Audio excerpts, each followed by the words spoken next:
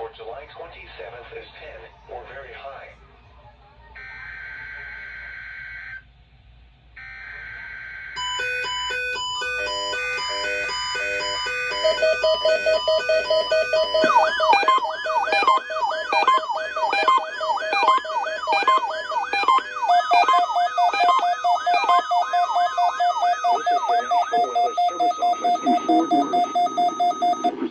Signal was a test of the public warning system for weather radio station KEC55. During potentially dangerous weather situations, specially built receivers can be automatically activated by the signal to warn of the impending hazard.